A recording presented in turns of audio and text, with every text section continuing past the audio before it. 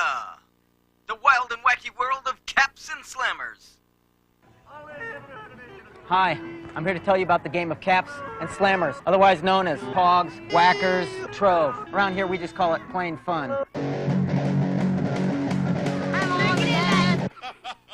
It's a simple game to play. Let me tell you how it's done. You and your opponent place equal number of caps in the center of the playing board. You flip to see who goes first. I go first. I slam down on it. Whichever ones flip over, I keep. Woo! Your turn. I'm gonna win. Whoa! I told her about it. You know, as long as they keep it fun. There's something going on here, and we're going to find out what. What is this game anyway? I need you to stop playing so I can explain the rules. You like flip it over and then you win. Yeah. It's just kind of challenging. Because they're cool. And what's the excitement all about? It's just like exciting. You never know if they're going to turn it over or you are. Well, you take 3 milk caps like this, and then you each person puts 3 down for a certain amount, and then you try to flip it over with the bikini. So what's the object of the game? To flip over as many as you can. Milk caps, the thick paper discs about the size of a silver dollar, once used to seal the tops of glass milk bottles, have made a comeback. Kids are going wild over them, collecting them, trading them, and playing them in a game called Caps and slammers.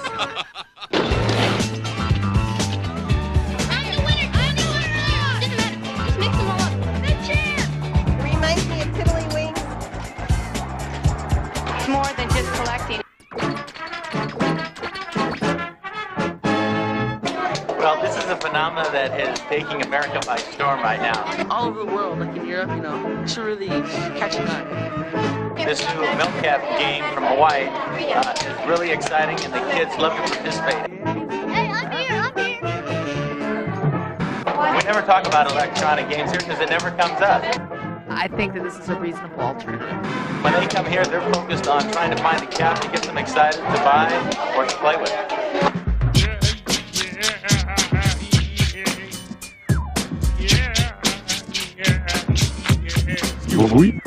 The first rule anywhere the game is played is to agree in advance on the way you are going to play. Isn't this part of life? You have to agree. I thought we were playing for fun. I did. Wait, I did.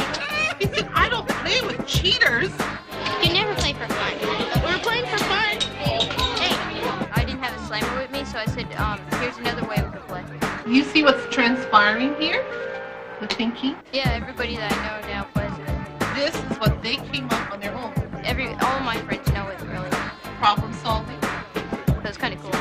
The game was first revived in 1991 by Blossom Galbiso, elementary school teacher on the island of Oahu. Students at Waialua Elementary School and her creativity in providing tools to assist in the teaching process to launch what has become a statewide phenomena called Milkcaps. This Blossom. I'm just an ordinary person, innocently taught her students about milk covers, and wow. The tradition of playing the Milkcap game dates back to the 1920s, when kids would lick the cream from the paper bottle caps and add them to their I remember collection. when I was 5 years old, licking the cream off the bottle, and that was it. Printed on the caps were pictures and text advertising everything from the dairy's cream or 27 different ways that their milk is safely protected. One of the ways the milk was protected is the wax coating on the caps. These caps also have a staple to secure the little tab that flips up to facilitate removing the cap. And they used to have that tab so that... This staple causes the caps to sit uneven when stacked, which, together with the wax coating, gives them a certain bounce, making for a lively playing piece. In Hawaii, where the game started, using a hitter that is any heavier than the caps you are playing with is considered cheating. When they saw how it was played on the mainland, when they saw the video, the kids said, cheat, cheat. One is the cardboard. With the proper technique, you can flip this off. All this stuff, they use plastic. So easy to knock off anything, you know. Thicker, it's heavier. You use a slammer. So? But if you don't have a thick one, you don't want your partner to play with one because he has the advantage over you. You just use, what do you use? The regular POGs. Local style, Hawaiian style, it doesn't matter. You can use your thumbs. This is how we do it. People hold it like this. How many did you get? Guaranteed to flip over the whole stack. No, we just the craze hit hard. It became so popular that not only could local dairies not keep up with the demand for the caps, And Haleakala Dairy was starting to run out of milk covers. but suppliers for the entire United States and Canada, working 24 hours a day, were unable to supply the island players. Schools, sponsors, businesses, and entrepreneurs turned to local and overseas printers who dispensed with the wax staple and made what are now known as designer caps.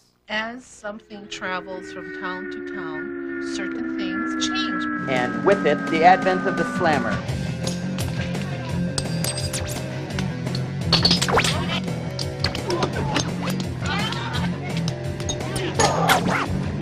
It is definitely a game of skill. You want to use a heavy one.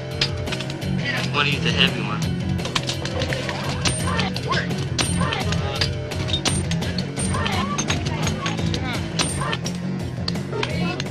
You want to use a heavy one. There seems to be no limit to the weight of heavy hitters showing up in the game today. This is my forehead poison.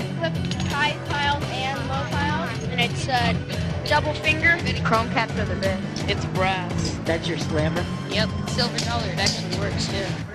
Beginner's luck doesn't last for long. This is a game of skill. Pay attention to the experts who reveal their secret techniques. You never slam killers down hard. You always just just let them fall naturally. I don't like that. I stacked 36 once, and I got 35 out of them in one hit. Go like that. Then I push down on it. Then I slam it down like that. Pretend like this is the POGs, just be at the edge. I took my my brass, and I just went Crack.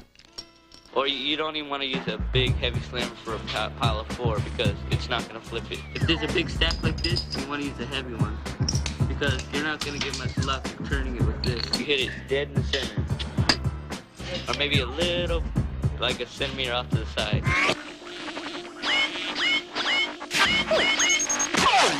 On the street, the rules vary from region to region. Yet in tournament play, there are regulations such as the size and weight of the slammer. No metal slammers allowed. The score is kept, and the caps are returned to their rightful owner. Otherwise, it's known as playing for keeps. Hi, my name is Janae. She goes first. Hi, my name is Janelle. His name is right there, but you can't see it that good. Hi, my name is Andrew. I want these slammers. No, not right now. But I don't play for keeps, so I don't really get these. That's Tilly Rinks. What do you like to play on better? The ground. The cement. Come on, can we go now? You want to go to the store already? Yeah! All the kids go in the back. Huh? All the kids go in the back. All the kids go in the back. Okay. I'm gonna buy a slammer. This is a POG shop. This is a POG shop. Grandma's gonna start buying POGs now. This is the POG. This is the slammer. That pink one. Wow. That's Is that a skeleton or is that a scorpion? This one? No, next to it. Yeah. This is a poison slammer. Poison. When they put their POGs down, you put this down, you say poison, and you can take all their POGs. Did you know about this rule? But there's a special word they say, but I'm not familiar with it, that says, that eliminates that rule. I know, but can I have one of these? Is there a pink one of these? Show me how to play. So you put 2 POGs down. Then you get to keep them. Poison. No.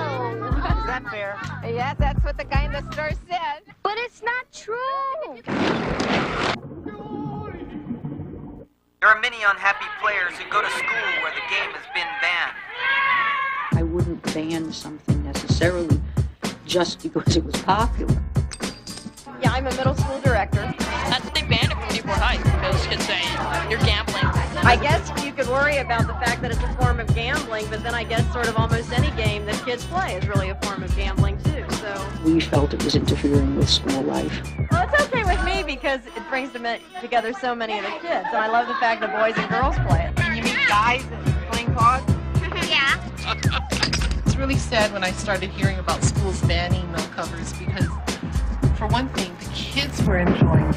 It was fun a couple weeks ago. We couldn't go on our class trip because we got snowed out, and so the kids had brought their POGs to school, and they literally sat and played from 8 o'clock in the morning to 12 noon. It was fun to watch them stay at an activity for so long and have a good time with it. There are teachers who give the caps away as learning incentives and teaching aids.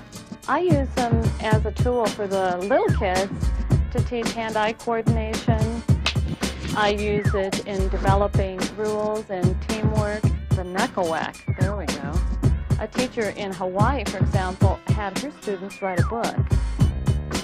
A perfect opportunity for kids to kind of come up and be wild with their ideas. A cap directory. Save the caps. Let the bugs in.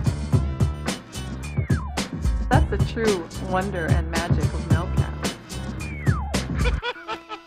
What do parents think? We're enjoying ourselves, thank you. They're not in the house watching TV. They're not playing Nintendo. They're out together talking. No one is left out. It does not count. What do your parents think of this game? They hate it. There is a shrinking number of adults who just don't get it. It's just that he gets consumed by it. He did not win. My daughter's winning, but I'm not. It's a nice, clean, fun thing. And it has a great American spirit of competition to it. Hey, where are you going, nature boy? Rules of the game. Players place an equal number of caps into a single stack, face down. Players have flipped slammer for heads or tails to see who goes first. Winner of the flip throws their slammer at the stack. Players win the caps and flip face up. Players alternate till no caps remain. The player with the most caps wins. Time to restack and flip again. You stack them, you whack them, you flip them, you win them.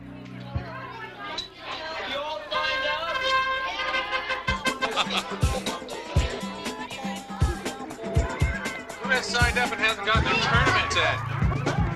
You may not use any metal slammers. And you cannot throw it on its side. Jonathan, after he calls your name, please come over here. Coach and Tony, please. The contestants are given a fresh set of 10 regulation caps and a slammer, which are theirs to keep whether they win or lose. In tournament play, you can only hold it with your two fingers wide open like this. There'll be 5 minutes each. And who has the most caps wins. Or the best of 2 out of 3 games. It goes into the next division. The game is played in 5 minutes or 3 rounds, whichever comes first. Oh, no, you guys listen. Don't cheat. Don't cheat. Don't cheat. The players flip to see who goes first, and then each player puts 3 caps into the stack. Mark, get set. 3, 2, whack 'em.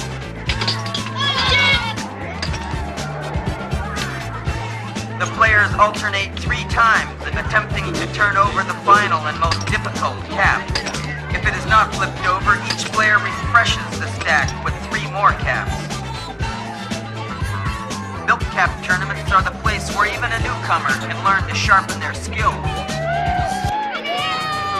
I am the king! I am! 5 hurlers. Player number 1. First place winners are going to get 4 caps signed by Carrie Yost as a Ren and Stimpy animator, a Whackers t-shirt, a Whackers hitter board. No, we just have large. It's okay. You'll grow into it. How about a big hand for Brittany? Yeah! You may ask yourself, where do these caps and slammers come from? Well, ancient mystical origins are revealed in the next exciting episode of Milkcap Mania! Collecting Caps and Slammers.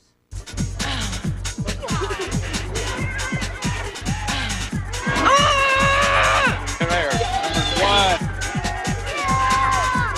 So that's it. Way to go, Quan.